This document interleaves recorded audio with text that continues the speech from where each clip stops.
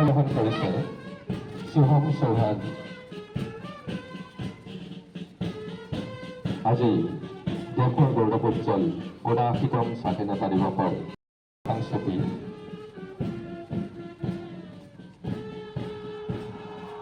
ৰবীন্দ্ৰনাথ টেগৰ university আঁচনি প্ৰস্তুত কৰিছে, য'ত আমি ১,৬০,০০০তকৈ অধিক আবেদন আমি গ্ৰহণ কৰিছোঁ আৰু ইয়াৰ ভিতৰত ১,৫৯,০০০ এপ্লিকেশ্যন ইতিমধ্যে আমি নিষ্পত্তি কৰিছোঁ। ইয়াৰ পিছত আপোনালোকে জানে অৰ্থনৈতিক কেতিয়াও বাধা হ'ব নোৱাৰে, তাৰ কাৰণে নিযুত মইনা আঁচনি ইতিমধ্যে প্ৰৱৰ্তন কৰিছে। ইয়াৰ বাহিৰেও আপোনালোকে জানি সন্তোষিত হ'ব, অহা ২ ছেপ্টেম্বৰ তাৰিখে আমাৰ জিলালৈ মাননীয় আহি প্ৰায় ৩২,০০০তকৈও অধিক মহিলা আত্মসহায়ক গোটৰ সদস্যাক মুখ্যমন্ত্ৰী আত্মনিৰ্ভৰশীল অসমৰ অধীনত অনুদান দিবলৈ গৈ আছে। গতিকে এই হৈছে মহিলা সবলীকৰণৰ এটা উৎকৃষ্ট নিদৰ্শন। হয়তো ভাৰতবৰ্ষৰ কোন কোন ৰাজ্যত আছে এই বিষয়ে আপোনালোকে অধ্যয়ন কৰিলে গম পাব।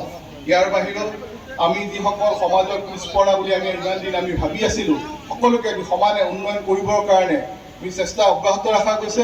ইয়াৰ লগত সমাজৰ যিসকল খিলঞ্জীয়া ভূমিপুত্ৰ তেওঁলোকৰ সুবিধাৰ কাৰণে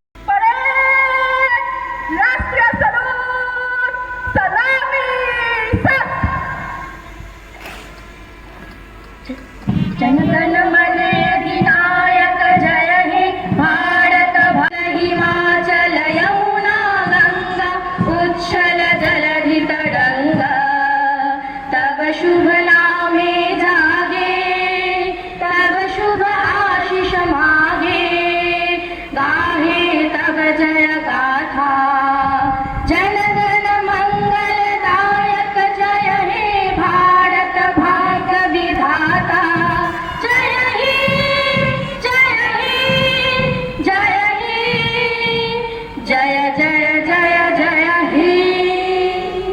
এই বিচিত্ৰ বিশাল মহানীয় নানাৰো দেখিলানে ভাল ঐক্য আৰু অখণ্ডতাৰ প্ৰতি ভাৰতবৰ্ষৰ আজি গৌৰৱময় ৭৯তম স্বাধীনতা দিৱস। যিকোনো খবৰৰ বাবে যোগাযোগ কৰক 7099017330 লগতে 7099017110 নম্বৰত।